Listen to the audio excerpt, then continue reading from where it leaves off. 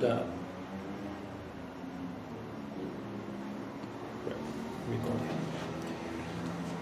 Okay. Well,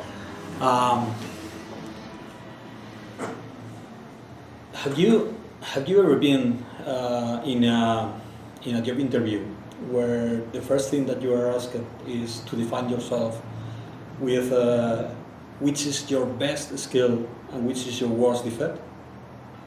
I don't know if that's Yes. that's usual here, but Sometimes. in Spain it is also.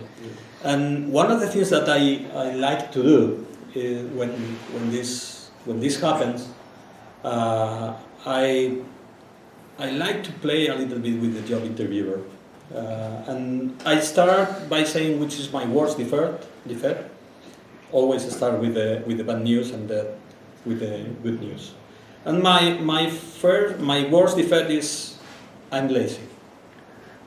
That's what I say to the job interviewer. And of course, that's something that they could expect because that's not something that you could be proud of. But then, when it comes the time to define yourself with your best skill, do you know what I usually say? Which is my best skill? I say the same. I'm lazy. As a developer, I am lazy. And that usually cuts the job interviewer completely off guard because that he or she will never expect that someone is proud as a developer to be lazy. But in fact, it is good. Of course, you need to explain why laziness is a good thing. And I'm not talking about laziness in the sense of not doing anything or just relaxing and taking a nap during working hours. What I need to explain is that laziness is a good thing for developers because developers we never should be willing to repeat the same thing again, to redo some work. So laziness, in fact, is a good thing because it makes us more productive. Because if we are not going to spend the same time doing something that we have already done in the past, it means that we can do something else. So we can be productive. So laziness is a good thing, in fact. Well, this is one of my main key points for you today. If you are not going to take anything else from my talk, just at least you have a trick for your next job interview. It worked for me. But, okay, why laziness is a good thing nowadays? Well, the problem that we have today is that we live in a world that we are trying to reach our users in many different ways because our users have many different devices. It's not anymore the thing in which we have a website to present information to our customers. Now we have a plethora of different devices with different specifications and different characteristics, and we need to work for those. But at the same time, the data, the services, and most of the features that we need to publish or that we need to make available for our users are exactly the same. It's nice because I don't know if you have seen this series. Do you know this? Yeah. The Good Place. The Good Place. I can watch. I think it's on Netflix and somewhere else. Well, basically the plot is there are 4 guys. In fact, two men and 2 women that dies, and they wake up in a room in an office, and someone receives them saying, "Look, here is the bad news. You're dead. But the good news is that you are in the good place. It's not. There's not a heaven nor a hell. There is a place which is called the good place, and there's another place which is called the bad place. And well, the plot is that some of those guys are not the kind of person that you could suppose that could end up in some place called the good place. And so the whole plot is they are trying to hide and to not get noticed. They are trying that nobody realizes that they don't belong to the good place. So it's a funny. It's they have short episodes, and it's funny.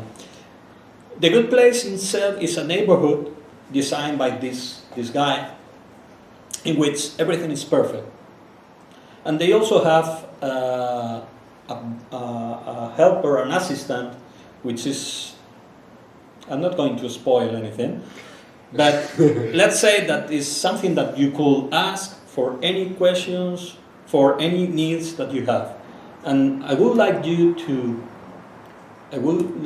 meet this assistant. Janet? Hi there.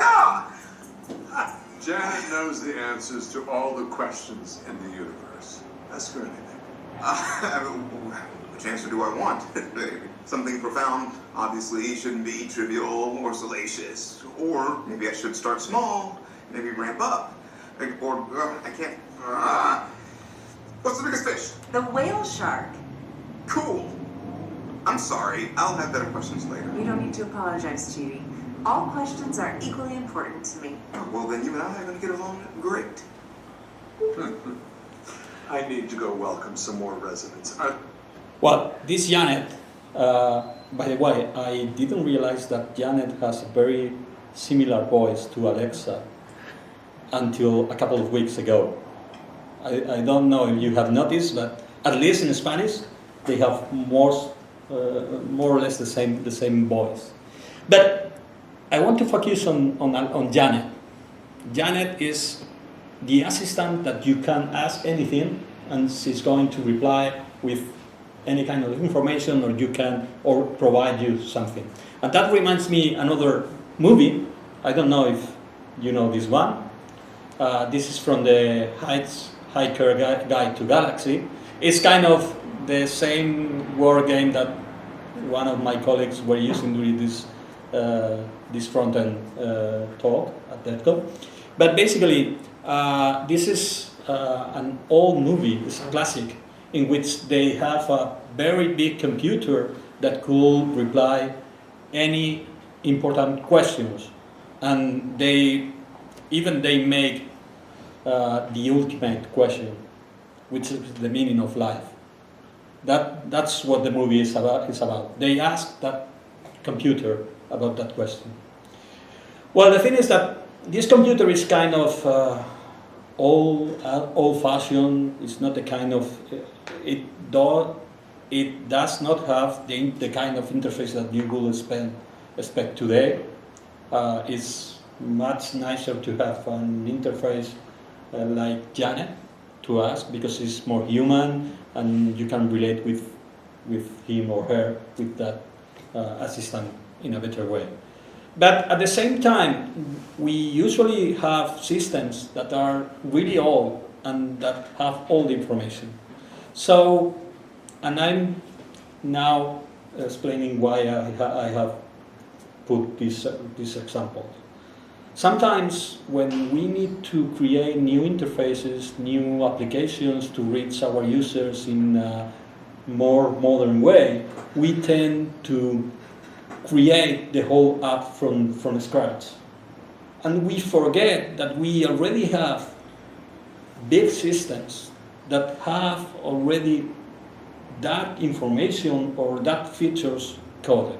So it would be nice if we could just create Janet to ask this old computer for all the information and not build Janet from scratch.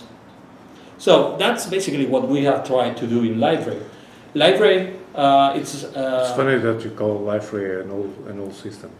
Well, no, it's an ancient system, a powerful system, and we are all because we have been a lot of time here, and let's call it traditional, maybe. So our idea is, okay, we have a very big platform on top of which there are a lot of systems that have been coded, have been implemented, that are a lot of intranet, extranets, a lot of information is already available on our systems. So our idea is, let's try to keep that in the case that is still useful as a traditional way of using Liferay, but let's also try to enable two other ways to connect and to use Liferay. So we have a lot of features in the backend, like the user management, like content publishing workflows, like a lot of features that could be probably consumed in a different way. So the first step is we could enable through a set of APIs a decoupled way of using Liferay. And what does that mean? That means that you could still use Liferay the same way you were doing traditionally in some areas, for example, to publish new content or whatever, and then you can also write new applications that could reach to that backend and get all the benefits of all the features that are already coded there. And just focus on the new or on the specifics of the new channels that you are trying to write the application for. Or maybe you could go to a headless way of using Liferay, which means, okay, I'm going to use Liferay as a backend because it already has security, it already has workflows, it already has content management because of the personalization features, whatever. But the front end, I'm going to write it in a very different way. So I can write my application this way. I can focus on the nice things that should be presented to the client, to the customers, but still I'm going to base my application on a very solid foundation, which has already solved some of the problems that I could have on the back. So I have put this slide because this is a very a way in which the front-end people loves to see how front-end and back-end works. But still, that means that the backend has already solved a lot of nasty things that you don't want to deal with, and we are doing that in a very nice way. So build on top of that. And the key piece for this is the API. This is the key for integration. So one of the things that we have trying to do is focus on which are the different APIs that will give access to any front-end developer or any developer that wants to consume our features. I'm going. Basically, what we have done is we have tried to categorize all the features in different groups, and we have created groups of APIs. In this case, for example, we already have the content delivery API or the content participation API. Those kind of APIs, we are building those in different groups. The technology under those APIs, of course, we have the traditional web services. We are not going to talk about that today. We are going to focus on two technologies: the RESTful web services and the new GraphQL endpoints. The first one, the REST APIs. I'm not going to go very much into the detail because I understand that what you want to see is how we actually use those. Okay, so basically the headless REST APIs is something in which we have put a lot of effort and we have rethink and revise every decision that we were doing, because the main goal for us is we want a set of APIs that could be easy to understand, easy to use to any developer, no matter their experience, the previous experience with Liferay. So if you are going to reach a front-end developer team and you want them to use what we already have done in the backend, it's best to make all those APIs easy to understand and easy to use for them. So basically what we finally did is we understood that there's a big trend, a big amount of developers using something formerly known as Swagger Hub, which right now is called Open API Initiative. And in fact, we have joined Open API Initiative as a company. So basically what we are doing is we are publishing our API catalog in Swagger Hub. And Swagger Hub is a good tool because it allows you to review the documentation and also edit and create new APIs based on the contracts. It also allows you to, or any developer that is going to use your API catalog, to browse and to inspect and to play around with the APIs, even if they don't have access to the backend, because they have some set of predefined responses. So you could potentially use or write your front-end application to connect to that Swagger Hub catalog. So basically what we have is a set of contents, for example, in this case, headless delivery API that you could send GET request to retrieve, in this case, a set of content set elements.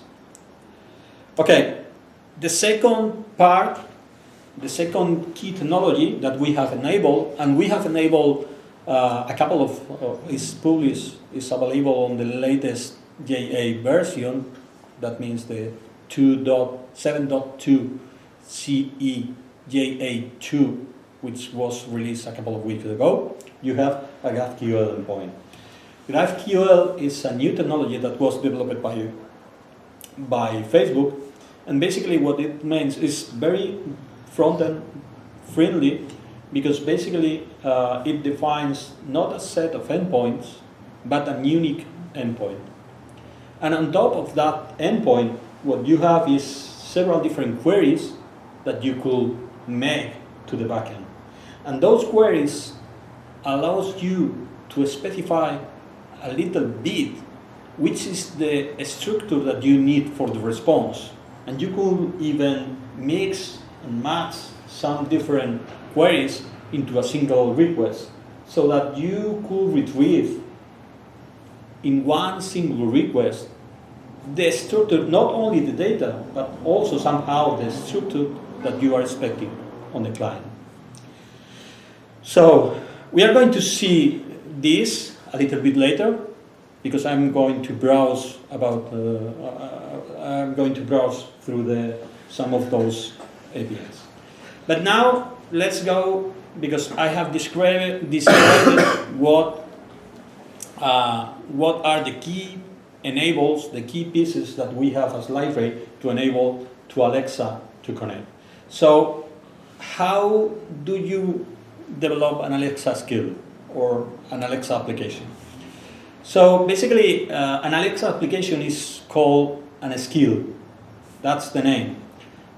So the first thing that you need to think is in which is the interaction model that you are going to have with Alexa or with a voice assistant, because the different voice assistants have very similar concepts.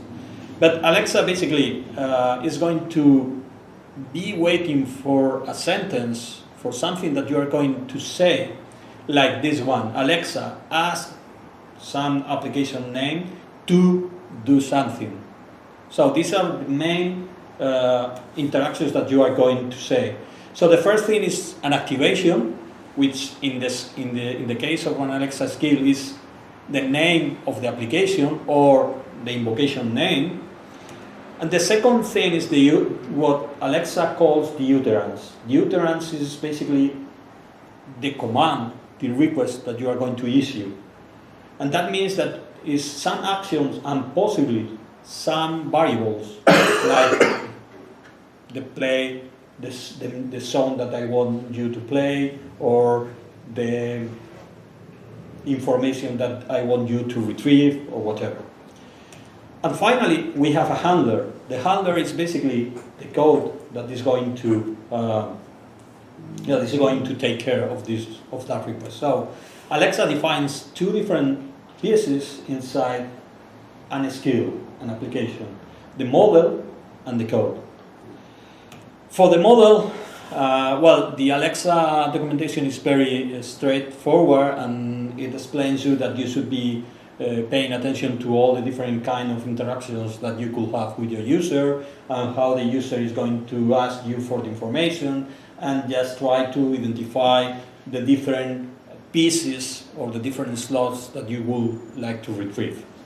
And for the code, basically Alexa allows you to write the code, the handler, that is going to take care of that request in different languages. The most easier ones are Node.js and Python to start, because they already provide some infrastructure to write on the Alexa developer console. But you can also write the handler, the code that is going to take care of those requests in other languages, in Java and other languages. In that case, you need to take care of the provisioning of the different machines, the places where you are going to deploy those handlers. In this case, we are going to show how to do that in a very simple way using Node.js. Basically, this is the structure of the code. What an Alexa skill handler defines is just basically two components. The first thing you need to do is to create the name of the handler, which usually is in correlation with the same name of the intents. Remember that the intents is the part of the model which corresponds to the request, to what you want as user to do with Alexa.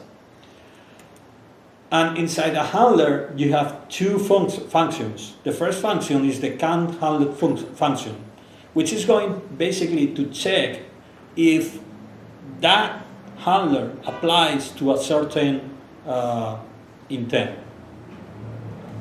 Once that you have that function, the second one is the handler function. The handler function is the actual implementation that is going to take care of what you should do.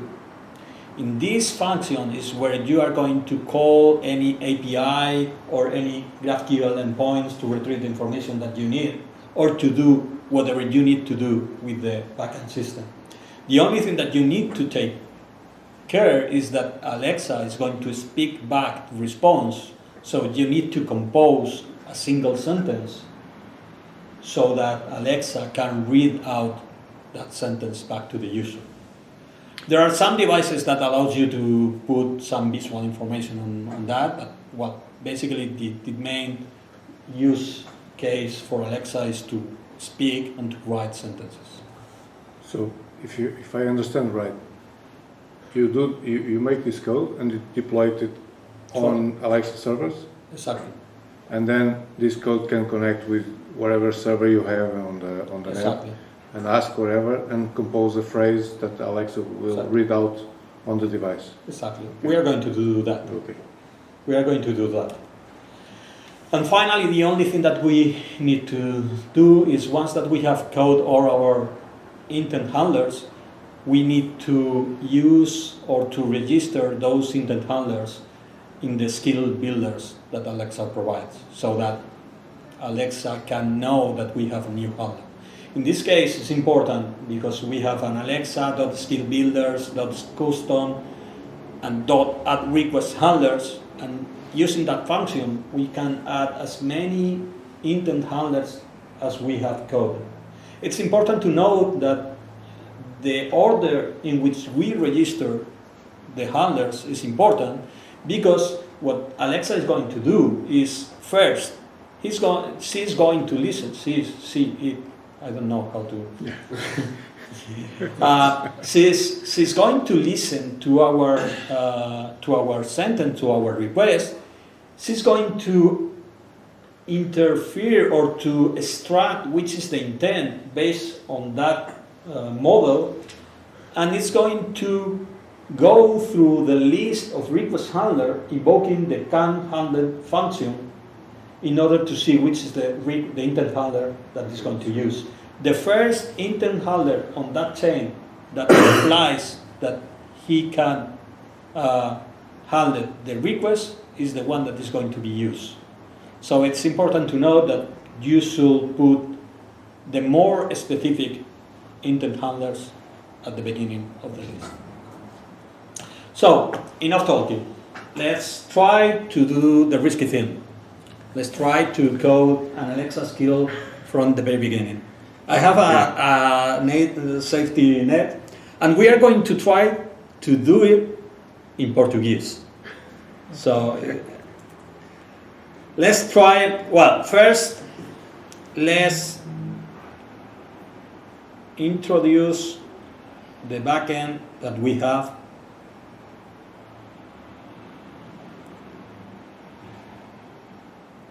Let me make this a little bit smaller.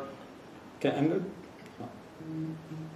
was going to mirror my screens, but I'm not sure if the screen recording is going to still record. Well, basically, this is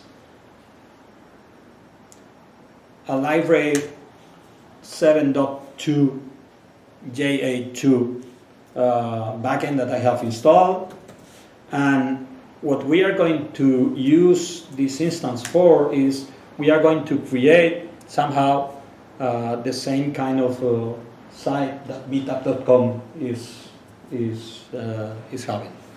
Well, it's a very basic one. So basically, we have web contents, and these web contents, let's delete this.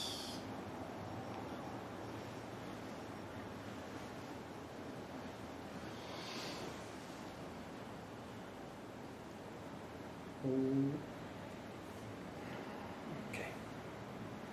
So basically, what I have defined on the web content page, I have defined some web content structures.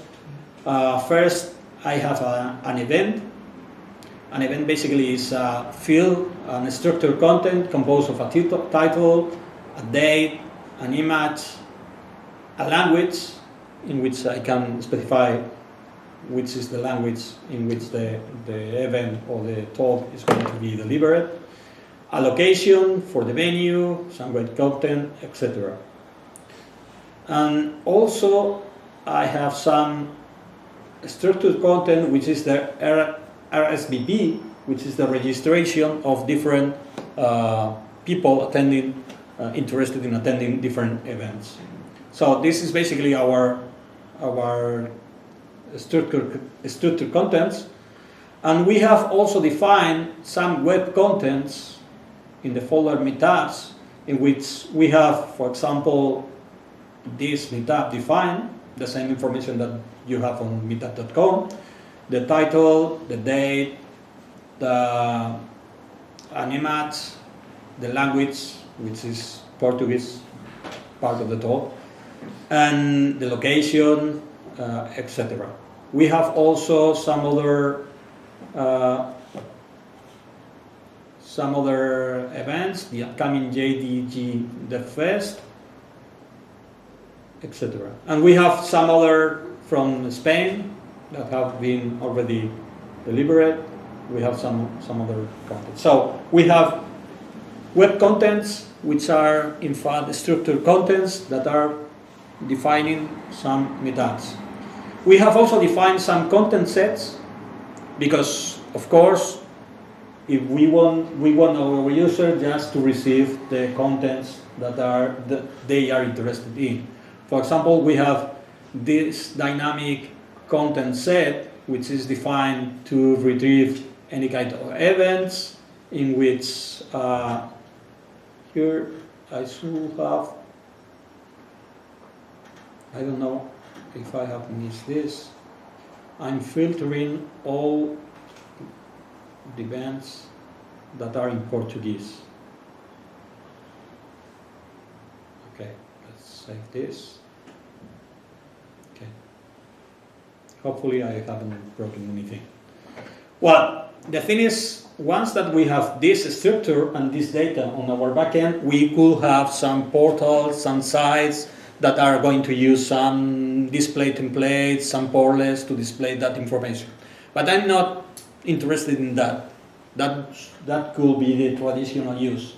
I'm interested in how we could use the headless APIs to create an Alexa skill. So the next thing that we are going to show is, let me check. Okay, I'm going to show you how to find the catalog.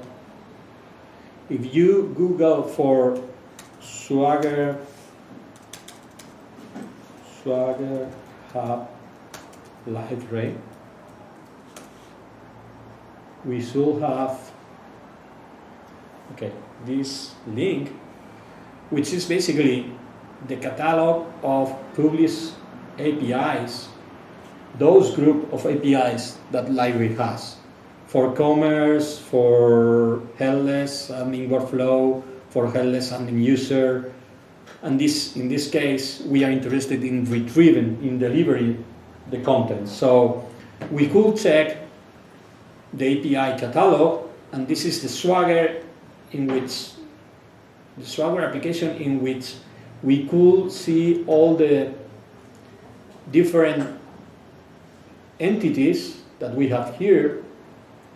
And for any of those entities, we could see which are the endpoints, the REST endpoints, a get, a put, a post, a delete, and the different structures that we could use to retrieve or to add or to modify those entities. In this case, we are interested in the structure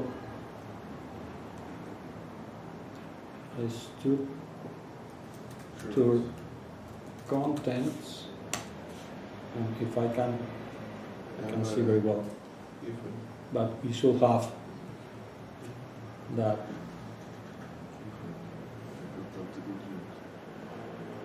Wikipage, structured content. So we have here different information on the structured contents. We could also ask, for example, for the content set elements, and we could even play around with some of those APIs based on the definition, on the catalog that we are going to, the contracts of the different APIs. But, okay, that's the published version. But also,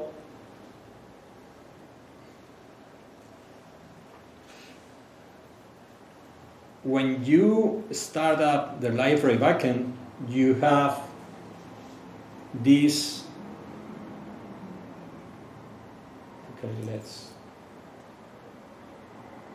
This URL,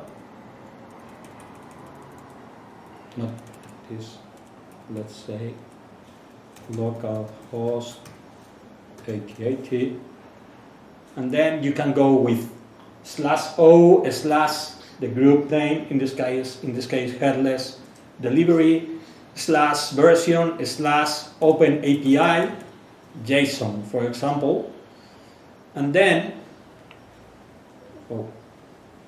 let me check. It's not HTTPS, it's HTTP, or it should be. There we go. Here we have the same information that is published on the Swagger API. So here we could also find all the schemas and all the endpoints. In this case, let me show you how we could get, for example, all the structured content that we have defined. In this case, the API is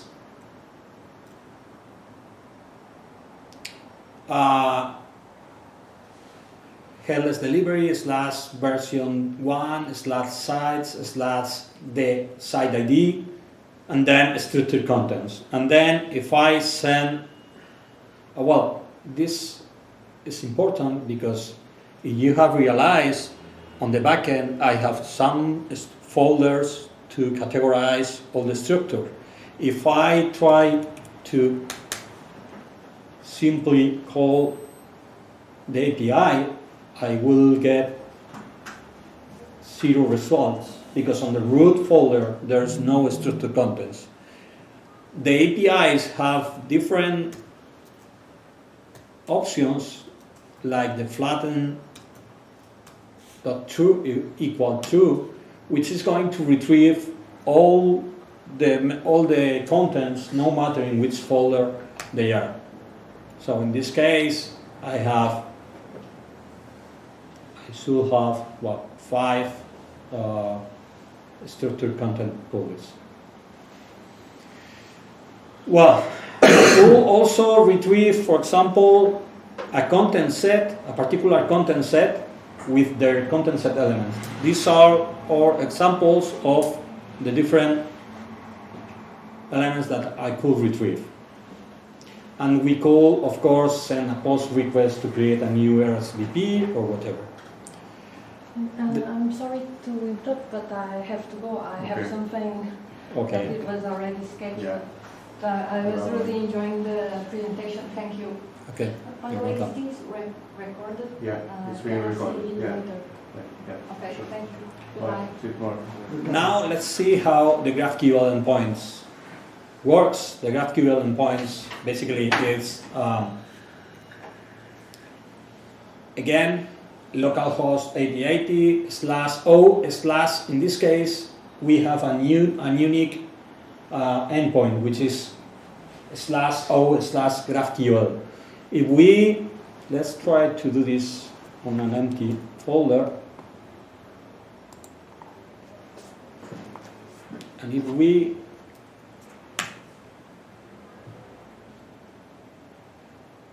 you will say that here we have some documentation which defines 2 entities, the queries used to query things and mutations used to modify things.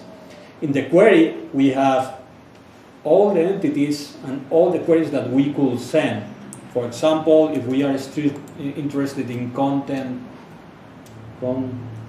set elements, for example, we could have this content set elements, which is a query that is going to retrieve any of the elements that we have defined. We could ask, I'm going to try to make it a little smaller so that at any point I can click on the add query.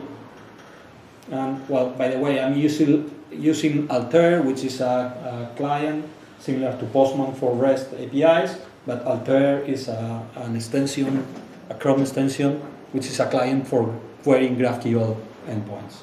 So in this case, I could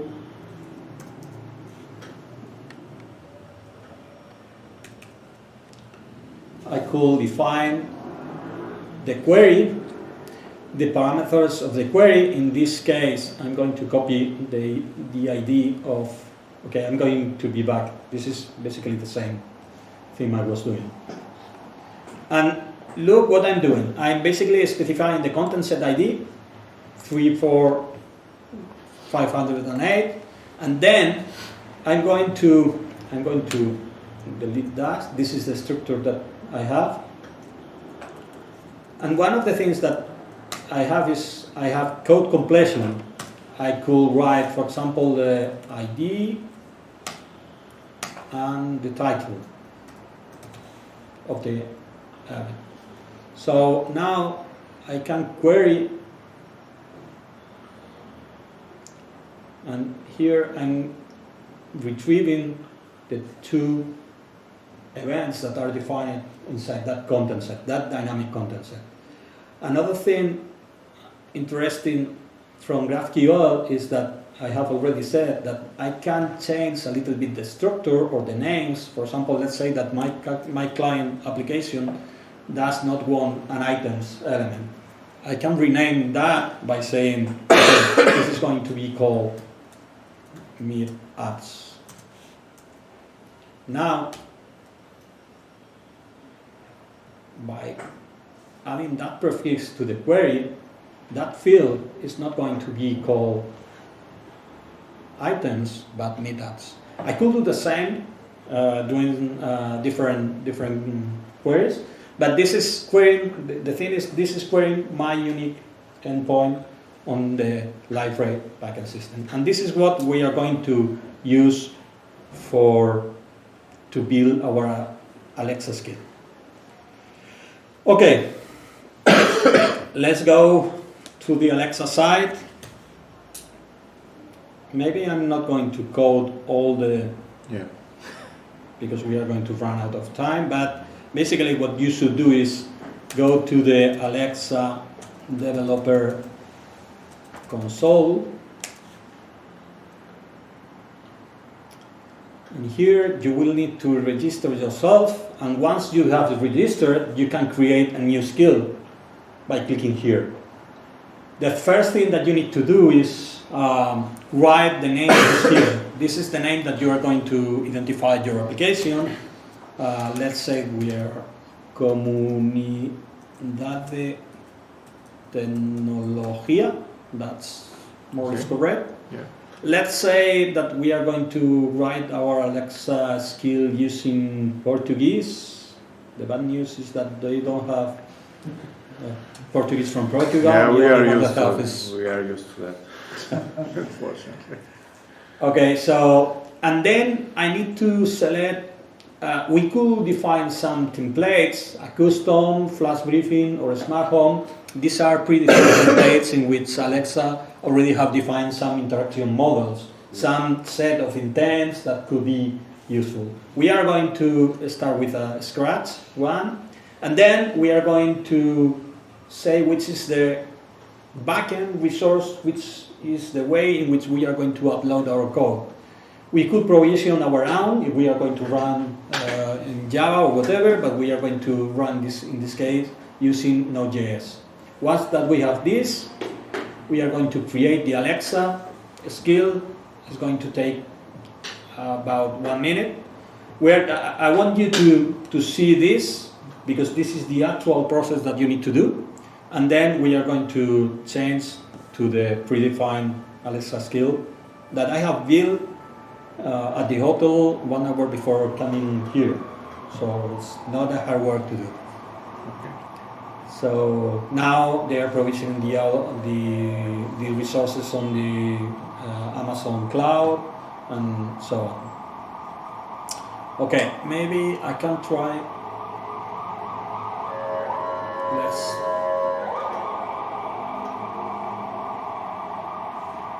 Okay, well, it's done.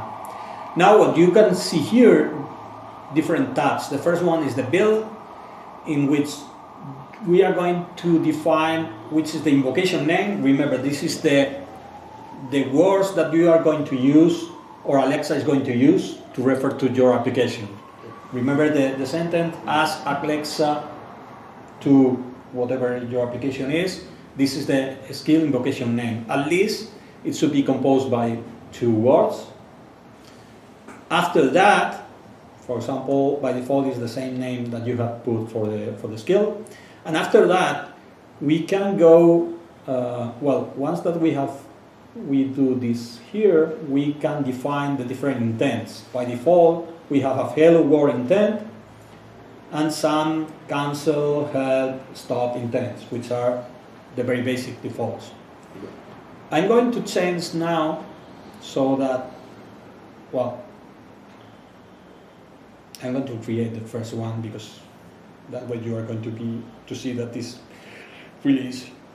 The first intent could be the event list intent, because the first thing that we are going to allow our users to do is to retrieve the list of upcoming conferences or event. We are going to create the custom intent, and that way we have the event list inside the list of intents that we have. Okay, we are going to change this to event list intent. That should be a better name. After that, we need to consider all the different interactions that we are going to have with our, or at least the keywords that our user is going to use to address Alexa. For example, if the user says next meetings, that's an event list intent. If the user asks for the calendar of events, it's going to be linked to this intent. If the user asks for scheduled events, the same, and so on. Okay? Then the next thing that we should do is, okay, we should save the model and we should build the model. Build the model is going to make Alexa to update all their systems so that he can create these links between the words that you are saying and the intent that is going to be detected. We could okay, let's now change to the one that I have already developed.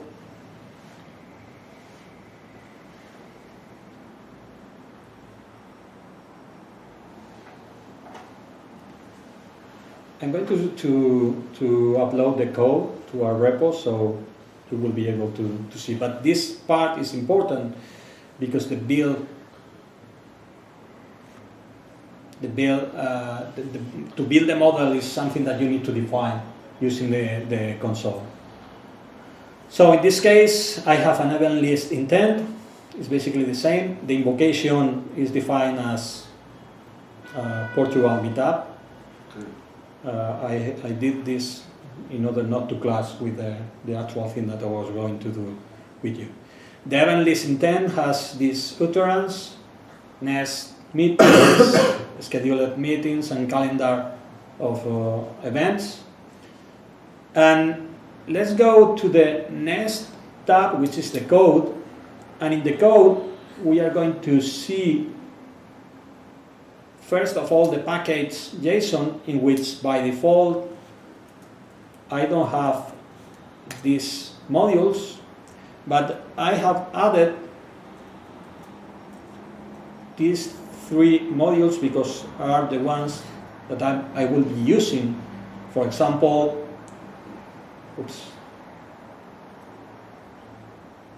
the .env module is basically to be able to retrieve some variables from a .env file, which is, for example, the password, authorization tokens, that kind of things. Node fetch is the one I'm going to use to invoke the REST API. And GraphQL request is the library that I'm going to use to retrieve, to send a GraphQL query. So we are going to see, in fact, both technologies, both ways to connect to Liferay. And then we have the index. In the index, what we have is, first of all, we are importing the GraphQL client. Sorry.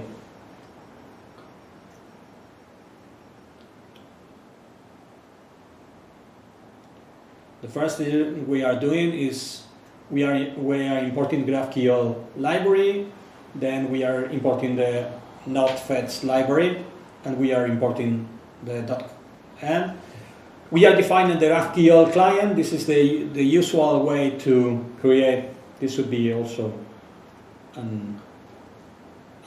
variable retrieved from the .env file, the authorization token.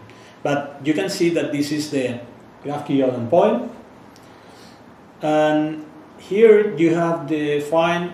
Sorry again.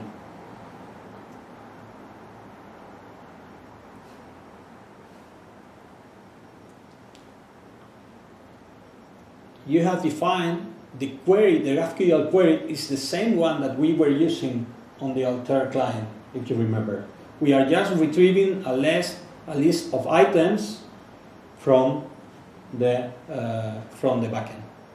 We are going to look for the implementation of the event list intent handler.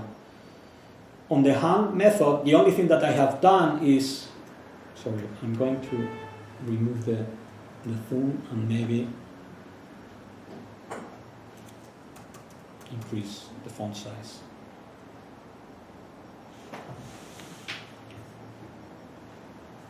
Make it too much. Well, basically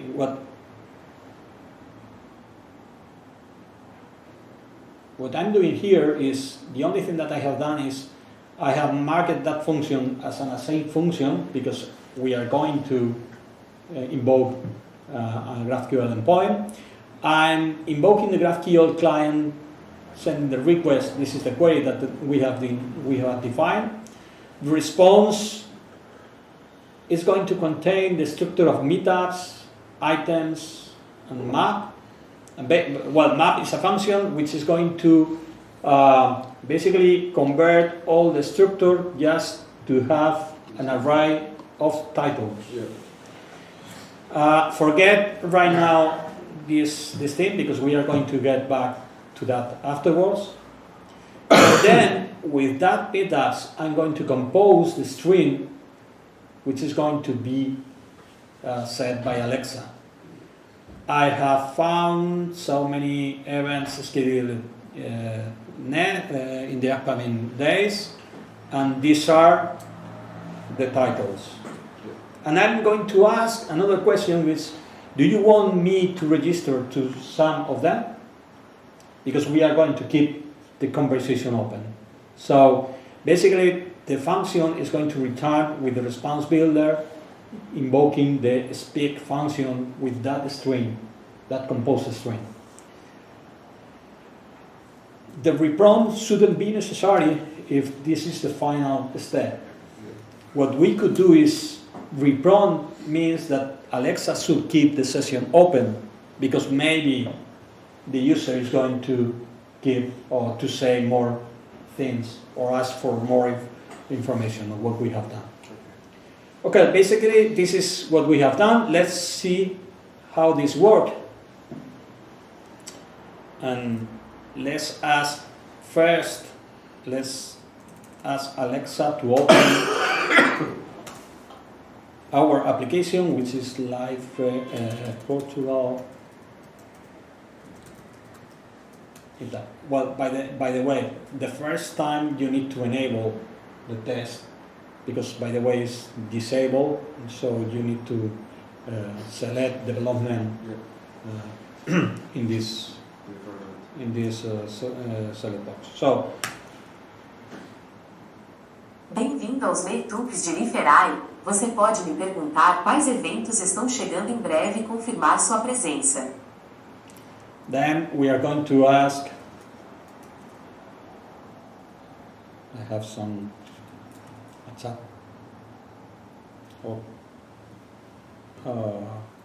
Let's going to ask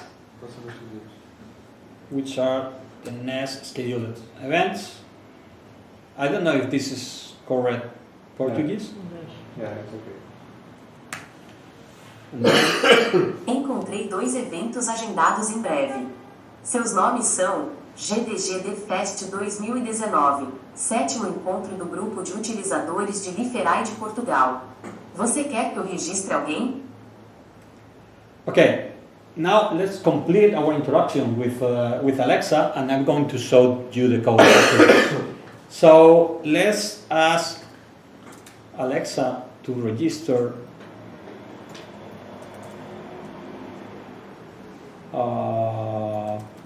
Primeiro, that's correct?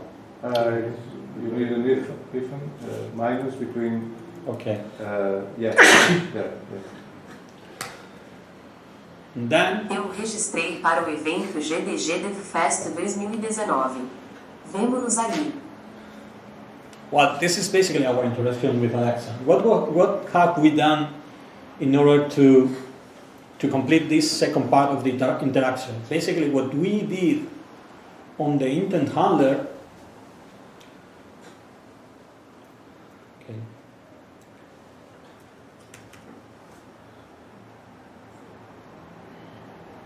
What we did on the intent handler is. Sorry.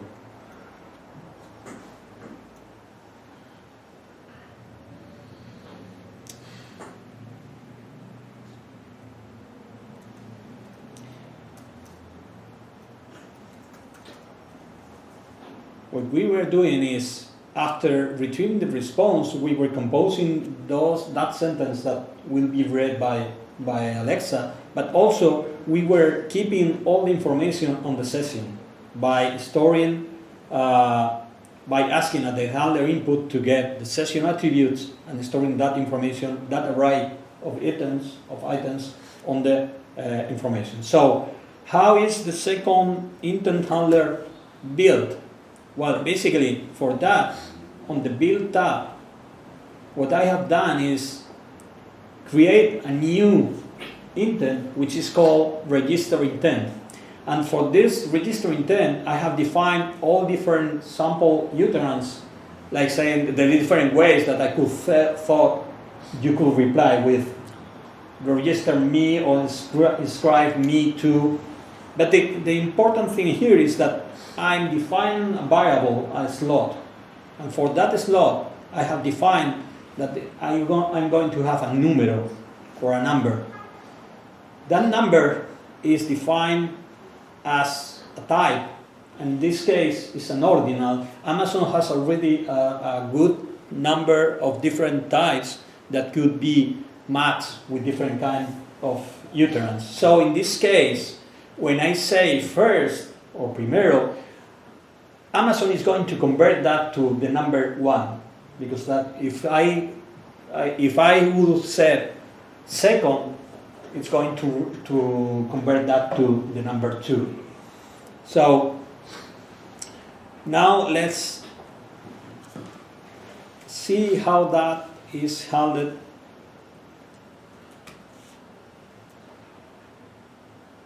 on the code. On the code, of course, I have also defined the second intent handler, which is the register intent handler, which basically is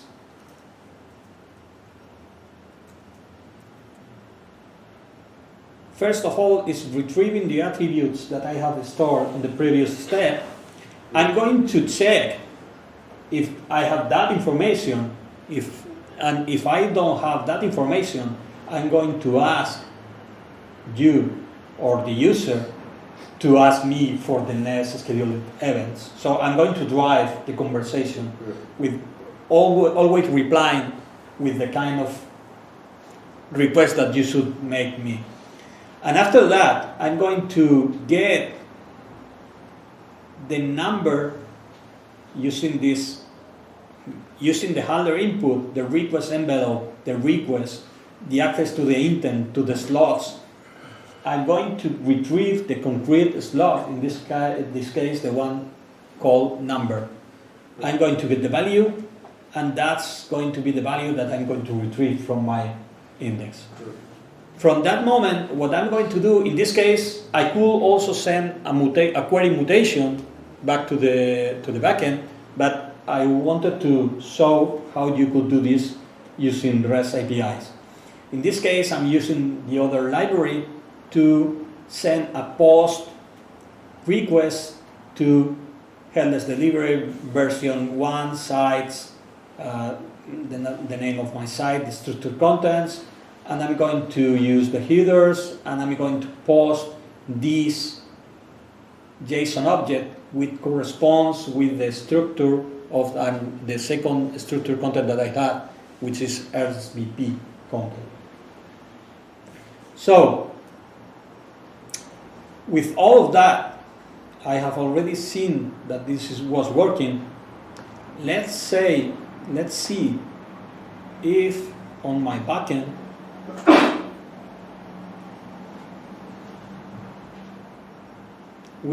we should have created 2 new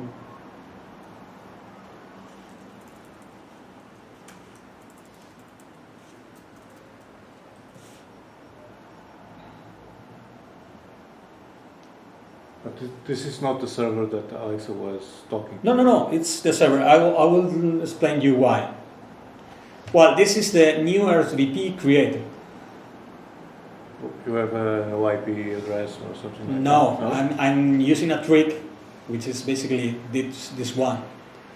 Basically, I'm using here the ncroc tool, which is basically a tool that allows you to create an SSH tunnel, because it's important. The Alexa Node.js code that I have deployed is on the Amazon Web Service Cloud, Yeah. and my backend is here on my machine, the local host. With this tool, You have connectivity from there to your PC. it creates an SSH tunnel to this place, and it assigns you an URL, Okay. and that's the URL that I was using Yeah, on the code. Yeah. on the code. So if I go to the .env file, that's the URL I was using. Well, this is useful for development purpose, Sure. because sometimes you need to change that variable. So you now have a new object, a new content, web content with the RSVP. Yeah, that new content has been created by Alexa. This new content has been just created by my interaction with Alexa. When I told Alexa register myself to the first one, the intent handler was sending that post to the URL using the REST API. So this is a very basic example, but well, it Very works. good. So to conclude, now imagine that you need to create more utilities using that Alexa or any other kind of specific device. Don't write again everything from scratch.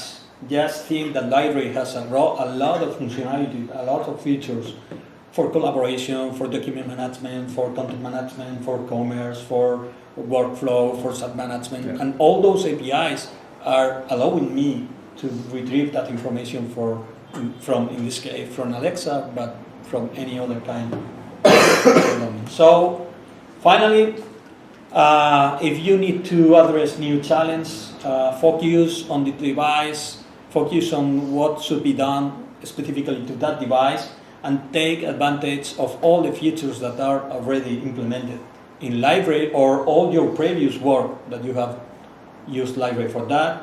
Use the headless API and be productive. So going headless is not necessarily a bad thing, it's a good thing. It makes you, it keeps you lazy and it keeps you productive. Thank you very much. Very good. Thanks. By the way, in order to encourage you to use Alexa,